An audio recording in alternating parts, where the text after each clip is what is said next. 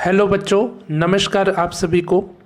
आज इस वीडियो में 20 प्रश्न आएंगे जो कि बहुत ही अति महत्वपूर्ण प्रश्न हैं, जो कि एस्टेट फरवरी 2016 में पूछे जा चुके हैं और आगे भी पूछे जाने की पूरी संभावना है। इसलिए आप इन प्रश्नों को ध्यान से देखिएगा, ठीक है। तो आइए आज का पहला प्रश्न देखते हैं। आज का पहला प्रश्न है, पंडित राम सहाय के गुरु हैं उस्ताद मोदू खान जी पंडित राम सहाय जी के गुरु हैं। दूसरा प्रश्न है, प्राचीन काल में वृंदगान का नाम था। प्राचीन काल में वृंदगान को कुतुब नाम से जाना जाता था। तीसरा प्रश्न है, लोकवाद्य जो गज से नहीं बजता। तो एक तारा जो है जिसमें केवल एक तार होता है, ठीक है, वो गज से नहीं बजता है, वो केवल हाथों से ही बजाया जा सकता है एक तारा को। इसके बाद चौथा प्रश्न है, संगीत में समय नापने के साधन को कहते हैं। तो संगीत में समय नापने के साधन को कहते हैं ताल। पांचवा प्रश्न है, आला रिपु प्रारंभिक चरण है। आला रिपु जो प्रारंभिक चरण है वो है भरतनाट्यम का प्रारंभिक चरण है। ये हो गए 5 प्रश्न। इसके बाद है छठवां प्रश्न, अहोबल ने 22 श्रुतियों पर स्वर माने। अहोबल जी ने 22 श्रुतियों पर 29 स्वर माने, ठीक है। सातवां प्रश्न है, आवाप एक क्रिया है। आवाप कैसी क्रिया है? निशब्द क्रिया है। इस क्रिया में, आवाप क्रिया में शब्दों का प्रयोग नहीं होता है, ठीक है, इसमें शब्द नहीं आते हैं, ये निशब्द क्रिया है। आठवां प्रश्न है, लयकारी का प्रयोग अधिक होता है। ध्रुपद में लयकारी का प्रयोग सबसे ज़्यादा होता है, सबसे अधिक होता है, ठीक है। 9वां प्रश्न है, ताल जिसमें खाली नहीं होता। तीव्र ताल में खाली नहीं होता है।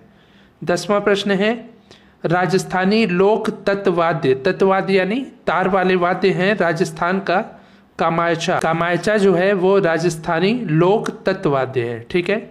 ये हो गए 10 प्रश्न। इसके बाद है 11वां प्रश्न, सर्वप्रथम भारत रत्न मिला। MS सुब्बलक्ष्मी जी को 1997 में भारत रत्न मिला। MS सुब्बलक्ष्मी जी एक ऐसी महिला गायिका हैं जिनको सर्वप्रथम सबसे पहले भारत रत्न मिला था 1997 ईस्वी में। इसके बाद 12वां प्रश्न है, मिजराब या जवा से नहीं बजता। मिजराब या जवा से नहीं बजता है दिलरुबा। दिलरुबा जो है वो ना ही मिजराब की सहायता से बजाया जाता है और ना ही जवा की सहायता से बजाया जाता है। जवा या गज, ठीक है। जैसे सारंगी जिससे बजाते हैं उसको जवा कहते हैं और सितार जिससे बजाते हैं उसको मिजराब कहते हैं, ठीक है। 13वां प्रश्न है, अवनद वाद्य के मुख पर स्याही नहीं लगती। ढोलक एक ऐसा वाद्य है जो अवनद वाद्य है और इसके मुख पर स्याही नहीं लगती। ढोलक के चमड़े पर जो होता है दाहिना बायां, उसके अंदर की तरफ से मसाला लगाया जाता है, बाहर की तरफ से ना ही मसाला और ना ही स्याही लगाई जाती है। इसके बाद 14वां प्रश्न है, वृहदेशी में गीति की संख्या है। वृहदेशी में 7 गीतियों की संख्या है। 15वां प्रश्न है, स्टाफ नोटेशन में स्वर को सेमीटोन नीचा करने को कहते हैं। स्टाफ नोटेशन में स्वर को सेमीटोन नीचा करने को फ्लैट स्वर कहते हैं। ये हो गए 15 प्रश्न। इसके बाद है 16वां प्रश्न, पंडित नारायण मोरेश्वर खरे ने प्रतिपादित किया। तो रागांग वर्गीकरण को पंडित नारायण मोरेश्वर खरे जी ने प्रतिपादित किया था। 17वां प्रश्न है, आधुनिक श्रुति व्यवस्था अनुसार पंचम स्वर की श्रुति है। तो आधुनिक श्रुति व्यवस्था के अनुसार पंचम स्वर की श्रुति है 14, ठीक है। 18वां प्रश्न है, एक स्वर से युक्त गायन कहलाता है। एक स्वर से युक्त गायन कहलाता है आर्चिक गान। 19वां प्रश्न है, षड्ज मध्यम संवाद में श्रुतियाँ होती हैं। षड्ज मध्यम संवाद में 9 श्रुति होती है। 20वां और आखिरी प्रश्न है, दक्षिण भारतीय संगीत में मुख्य ताले हैं।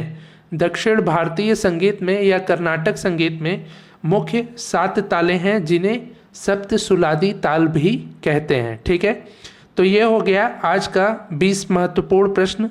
ये सभी प्रश्न एचटेट फरवरी 2016 की परीक्षा में पूछे जा चुके हैं और आगे भी पूछे जाने की पूरी संभावना है।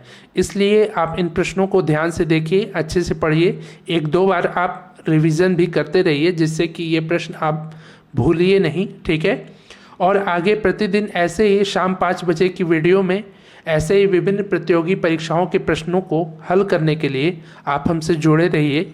यदि अभी तक आपने इस चैनल को सब्सक्राइब नहीं किया है तो सब्सक्राइब कर लीजिए, और यदि यह वीडियो अच्छा लगा हो तो इसको लाइक और शेयर भी ज़रूर करिए। ठीक है, मिलते हैं अगले नेक्स्ट वीडियो में, तब तक के लिए धन्यवाद, नमस्कार।